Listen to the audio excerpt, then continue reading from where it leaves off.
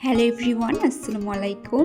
আজকে আমি আপনাদের আকিজ প্লাস্টিকের লার্জ সাইজের যে ওয়ার্ডরোব প্লাস আলমারি 2-in-1 ফার্নিচারটা আছে সেটাই ইনস্টল করে দেখাবো। আমি এইটা ঢাকার একটা শপ থেকেই পারচেস করি।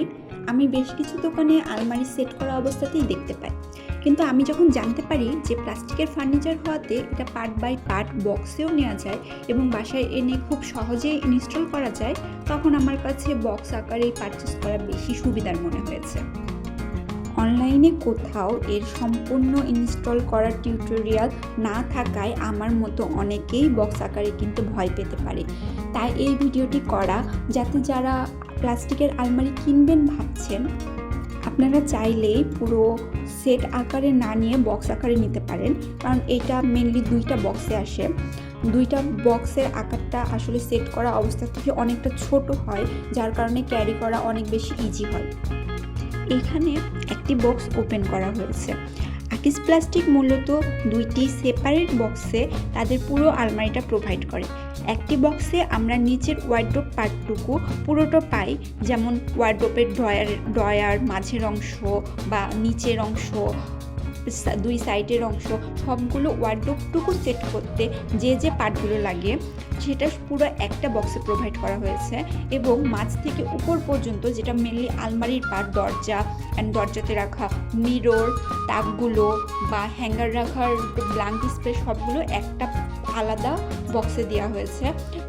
দুইটা পার্ট হওয়াতে সুবিধা হয় কি, আমরা খুব সহজেই বুঝতে পারি যে কোন পার্টটা আসলে ওয়ার্ডরোব সাজাতেই ব্যবহার করতে হবে, কোন পার্টটা আসলে আলমারি সাজাতেই ব্যবহার করতে হবে। দুইটা একসাথে মিক্স হওয়ার কোনো সুযোগ থাকে না।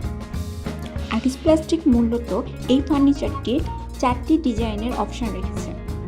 তার মধ্যে আমি খেয়াল করলাম যে শুধুমাত্র কালো রঙের যে ডিজাইনটি, সেটি হচ্ছে পুরোটা কালো আর কি, পুরো সব জায়গায় কালো রঙ ইউজ করা হয়েছে।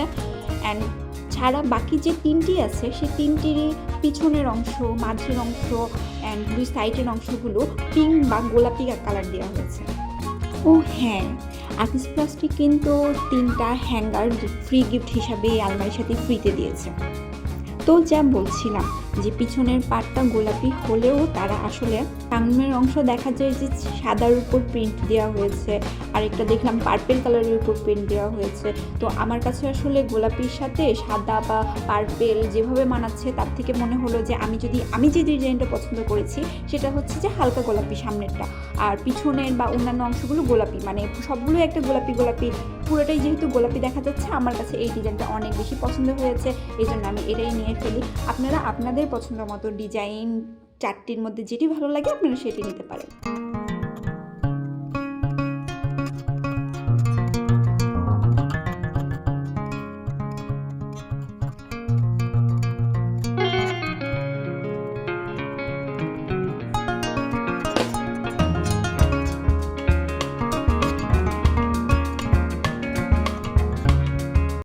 এই পার্টগুলো হচ্ছে আসলে ড্রয়ারের মাঝের পার্টগুলো। এগুলো আপনারা একটু কাছ থেকে দেখলেই বুঝতে পারবেন যে আসলে কত স্ট্রং করে দেওয়া হয়েছে। আমার কাছে তো অন্যান্য প্লাস্টিকের আলমারির থেকে আসলে আকিজটা বেশি ভালো লাগার কারণ হচ্ছে যে তারা অনেক বেশি স্ট্রং বানিয়েছে জিনিসটাকে, যে আমার কাছে মনে হয়েছে যে বেশি টেকসই হবে এই জিনিসটা। আপনারা দেখেন, এটা মোটা, সবার নিচের অংশটা আসলে অনেক সুন্দর করে দেওয়া আছে। তো ইতিমধ্যে আমরা বক্সে সব জিনিস আসলে বের করে ফেলেছি, এখন আমাদের 2 বক্সই ফাঁকা। তো এখন আমরা আসলে ইনস্টলেশন শুরু করব। এই যে এখানে একটা চাকাটা জাস্ট একটু চাপ দিলে ভিতরে ঢুকে যায়। চাকাগুলো আলাদা দেওয়া ছিল, টোটাল 6টা চাকা আছে। তারপর চাকার যে প্লাস্টিকটা আছে এটা একদম নিচের তলায়, যেন আমরা আলমারিটা সরানোড়া করতে পারি এক জায়গা থেকে আরেক জায়গায়, আমাদের সুবিধা হয়। তাই আমরা সবার ফার্স্টে চাকাগুলো লাগিয়ে নিচ্ছি। চাকাগুলো সবগুলো সেটের জাস্ট কোথায় কোনটা বসবে সেট করা আছে। আপনি একটু সামান্য চাপ দিলেই দেখা যাবে যে জিনিসগুলো ঢুকে যাচ্ছে। তারপর আমরা দুই সাইডের তাকগুলো লাগানো আসলে শুরু করেছি। এটা পিছনের পার্ট, আপনারা দেখতে পাচ্ছেন যে ওখানে কোনটা উঁচু কোনটা নিচু, কোনটা কার মধ্যে ঢুকবে সব ঠিক করে দেওয়া আছে। আপনারা জাস্ট বুঝতে হবে যে কোনটা কোন পার্টে, একটা আরেকটার উপর জাস্ট প্লাস্টিকের সাজগুলো রেখে হালকা হালকা যখন আপনারা হালকা হাতে চাপ দিবেন, একটার মধ্যে আরেকটা অটোমেটিক ঢুকে যাবে। আমাদের বাসায় আসলে সবারই প্লাস্টিকের র্যাক আছে। আমাদের এমন কারো বাসা পাওয়া যাবে না যে আমরা প্লাস্টিকের র্যাকগুলো ইউজ করি না, যে হালকা পাতলার মধ্যে। আমরা কিন্তু সবাই আসলে প্লাস্টিকের র্যাকগুলো খুলে লাগাইতে পারি অ্যান্ড পরিষ্কার করতে পারি যে কোনো সময়, যে কোনো কাজে ইউজ করতে পারি। তো আমার কাছে প্লাস্টিকের আলমারিটাও আসলে সেরকম একটা সুবিধার জিনিসই মনে হয়েছে যে আমি চাইলে সেটাকে খুলে লাগাতে পারবো যদি আমি শিখে যাই যে আসলে কীভাবে কোনটা কী করতে হয়। তো আমি আসলে নেক্সট ডে হয়তো বা খুলবো না যদি আমার তেমন কোনো প্রয়োজন না পড়ে, কিন্তু লাগানোটা আসলে আমি নিজে লাগাতে পারতেছি যে কোনটার মধ্যে কোনটা যাবে। অ্যান্ড আমি হালকাভাবে একটু চাপ দিলেই দেখা যাচ্ছে যে একটার মধ্যে আরেকটা ঢুকে যাচ্ছে বা লেগে যাচ্ছে। একটু শক্ত করার জন্য আপনি একটু চেপে চেপে দিবেন, তাহলে দেখা যাবে যে জিনিসটা বেশি টেকসই হবে অ্যান্ড কোনো ফাঁকা থাকবে না অ্যান্ড সুন্দরভাবে সেট হয়ে যাচ্ছে। প্রতিটা পার্টের ক্ষেত্রেই আসলে সিমিলার জিনিসই ঘটছে। দেখবেন যে দুই সাইডে আমরা ছোট ছোট দেওয়ালগুলো দিয়ে নিচ্ছি, লাগিয়ে নিচ্ছি, তারপর পিছনেটা লাগাচ্ছি অ্যান্ড সামনের দিকটা নিচেরটা ফাঁকা থাকবে, কারণ এখানে আমরা ড্রয়ার ঢুকাবো। আমরা যেহেতু ড্রয়ারের জায়গাটা আগে সেট করে নিচ্ছি, এখানে দেখা যাচ্ছে দুইটা বড় ড্রয়ার এবং দুইটা ছোটো ছোটো ড্রয়ার দিয়েছে। তো উপরের পার্টটা হচ্ছে যে ছোটো ড্রয়ারের জন্য, তো দুইটা যেহেতু সেপারেট ড্রয়ার থাকবে, তো এরকম একটা প্লাস্টিক আছে যেটা আমরা উপরেরটাতে দিচ্ছি যে যেন দুই ছোটো ড্রয়ারগুলো সেপারেটলি থাকতে পারে। তো মাঝের জায়গাটা ফাঁকা থাকবে, সেই ফাঁকা জায়গাটা আসলে পূরণ করার জন্য এরকম একটা দিয়েছি। সেটাও জাস্ট রেখে আপনারা হালকা চাপ দিবেন অ্যান্ড হয়ে যাবে। তারপর এটা হচ্ছে যে একদম মাঝের অংশটা, এটা দেখবেন যে পুরোটাই কোনো ফাঁকা নেই, একদম কভার করা জায়গা। এটা মাঝের অংশ, এর উপরের টুকু হচ্ছে যে আলমারি হবে আর এর নিচের পাটে আসলে সবগুলো ড্রয়ার একসাথে থাকবে।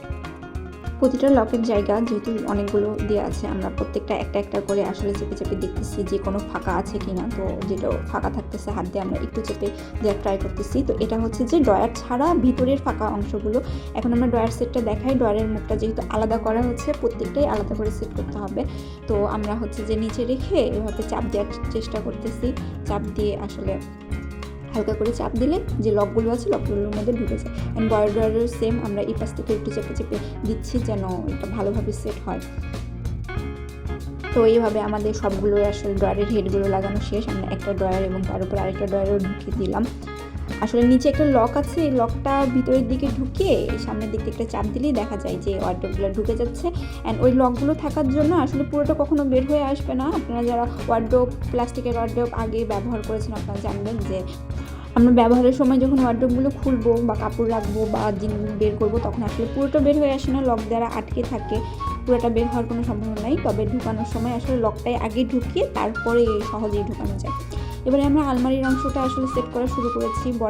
উপরের তাকগুলো একটু বড় বড় দেখতে পাবেন যে সাইডেরগুলো বা ইসেরগুলো দুই সাইডটা সেম আমরা নিচে জাস্ট যেভাবে লাগিয়েছি উপরেরগুলোও সেই রকমই। আপনারা জাস্ট চেপে চেপে আপনারা দেখবেন যে প্রত্যেকটা আলাদা আলাদা বক্স করা আছে অ্যান্ড লকের মতো আছে। এই বক্সগুলোর মধ্যে লকগুলো ঢুকে গেলে এটা একদম শক্তভাবে সেট হয়ে যায় আর খোলার কোনো সম্ভাবনা থাকে না।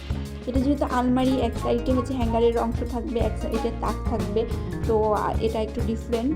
দেখবেন যে আমাদের যে সাইডে ব্ল্যাঙ্ক, এখানে আকিস প্লাস্টিক আসলে ডান সাইডে ব্ল্যাঙ্ক স্পেসটা রেখেছে যেখানে আমরা হ্যাঙ্গারে আসলে কাপড় রাখতে চাই। তো এই জন্য এই পাশটা ফাঁকা অ্যান্ড তাকের পাশগুলোতে প্লাস্টিক দেওয়া আছে। তো প্রত্যেকটা আলাদা আলাদা করে আবার আমরা লাগাচ্ছি উপরে, দেখা যাচ্ছে।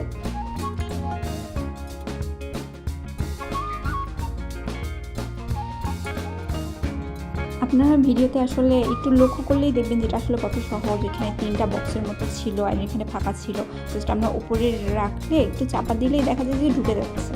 অ্যান্ড ঢোকা বলতে এটা একদম ভালো মতো লক হয়ে যায়, যেটা হচ্ছে যে আসলে নড়াচড়া বা পরে খোলার সম্ভাবনা থাকে না, একদম শক্তভাবেই মজবুতভাবেই একটার সাথে একটা অ্যাটাচ হচ্ছে।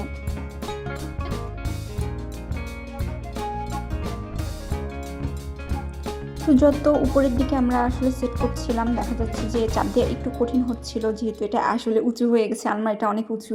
তো উঁচুর দিকে চাপ দেওয়া একটু কষ্ট হচ্ছিলো অ্যান্ড হাতে একটু লাগছিল মনে হচ্ছিলো। তো আমরা একটা কাপড় দিয়ে আসলে চেষ্টা করতেছি যে দেবে দেবে আসলে চাপটা দেওয়া যায় যেন। তো অলরেডি আমাদের সবগুলো তাক লাগানো আসলে কমপ্লিট। তো এটা হচ্ছে হ্যাঙ্গারের যে স্পেসটা, ওরা হচ্ছে যে একটা রড দিয়ে দিয়েছে, স্টিলের রড। এবার আমরা দেখাচ্ছি দরজাটা, আসলে যেখানে মিররটা হবে, মিররের জায়গাটা আসলে এইভাবে পিছনে ফাঁকা দেওয়া আছে। আর মিররটা ওরা আলাদা একটা প্রোটেকশন ইউজ করে আমাদের দেওয়া হয়েছে, যে আসলে এটা অনেক পাতলা একটা মিরর বা এটা ভেঙে যেতে পারতো। তো ওরা এত সুন্দর করে আসলে প্যাকিং করে দিয়েছে, এটা ভাঙার আসলে কোনো সুযোগ নেই। তো এখানে আসলে সেট করতে হবে, এটা উপর দিক দিয়েই সেট করতে হয়, ঢুকাতে হয় আর কি। উপর দিকে ঢুকানোর পর উপরে এরকম একটা লক থাকে, এটা দিলে আয়নাটা আসলে সরানোর করার কোনো সুযোগ থাকে না। এই যে উপরের অংশটা এটা খোলা যায়, এটা খুলে আসলে সেটা লক করে দিতে হয় আয়নাটা।